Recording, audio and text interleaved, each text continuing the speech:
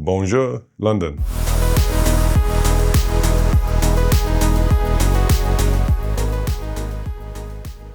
My name's Thomas Day. I'm the CEO of ACF Investment Bank.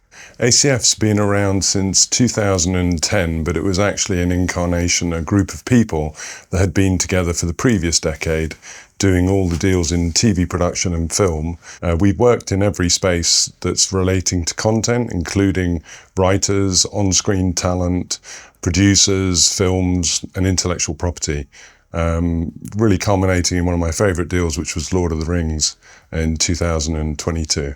I think coming into 25, we have to really evolve, and I feel like that's part of the beauty of our industry, and it's one of the things I can see from my perspective, having been doing this for 25 years, that, you know, I've been through this about 3 times where there's been a big contraction in the market, and it always creates opportunity. It's not fun to go through because we all, you know, take things for granted, and evolution is painful and it means breaking your patterns. The 3 things that the industry needs to focus on in 25 is 1, evolution.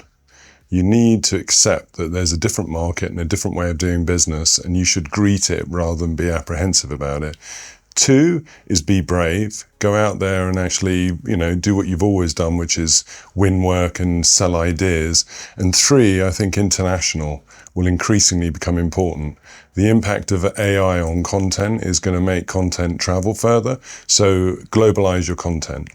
We're going to see the impact of private equity across all industries, and in particular, content and TV. The impact of private equity on these industries is going to really require what is unmeasurable to become measurable, because they want things to be scientific and factual and predictable. And as we all know, in content, we don't know what's going to happen. And that's the beauty of where we work. So I think there's going to be a corporatization that will come in with the money, because they need to see, even though they call it, risk ventures, they're not actually looking for risk, they're looking for surety. And we live in a world without surety. I was thinking about how the market had evolved on the way over here, and I have been approached by 3 billionaires in the last month alone, who are all embarking on roll-ups of different types. And it gives me confidence and hope that there are always new entrants into the market, and we will always have the shiny light of being exciting with the red carpet and with storytelling, which is really what binds the whole of the human race. It's telling stories by the fire. They're the 2 things that we're ingrained with. So it gives me hope that the market will evolve. And that's really the common theme of what I've said today, which is I think we're in a period of evolution, rapid evolution. And I think that we may not see the same players coming back repetitively, but we will see new entrants and we will see a continuation. It just may come from a different angle. We're seeing a lot of content, for instance, come out of Korea, and everybody's enjoying that. And I think we've enjoyed a lot of dramas coming out of France, Italy, Spain. We've all opened our eyes to seeing different types of content. And I think that's created by binge watching, where I think binge watching, you can see the formula in the content more. So as a result, you want to be surprised with a different formula. And that's why we're all looking further and further afield.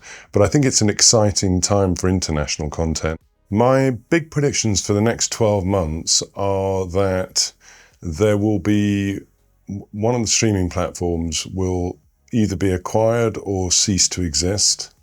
I think the market's overcrowded, and I think the subscriber numbers are dropping.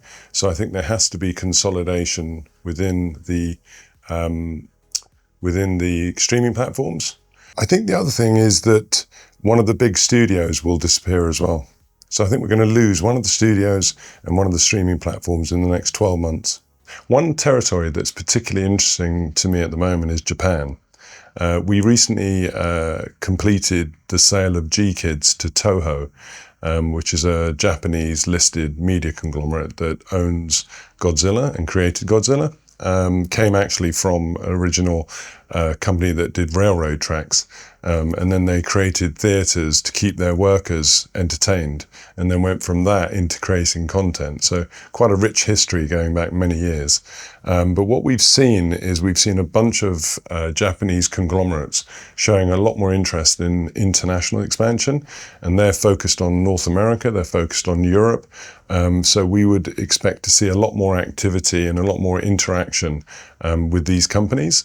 And something that most people don't understand is that a lot of formats originate from Japan and are often adapted by American and European producers. So I'm really excited about their sort of re-emergence and their interest in global expansion, and we expect to see a lot more activity from there. What I would say to producers who are out there trying to grow their businesses in this market is you need to dig in deep and realize that even in a contracting market, there are always opportunities. Whether a market's growing or if a market's contracting, there are a great deal of opportunities. It's when it's stagnant that we can't do anything. So in this market, you've got to identify the changes that are happening, including international expansion, and you've got to go out there and be brave and recognize that content will always find a way through these challenging times. And I've seen this already 2 or 3 times in my career where there's been a big contraction. We're now at the end of it and we're going to get through it, but we need the people to emerge from it, you know, being confident and looking for these opportunities. So hang in there, 25 is going to be better.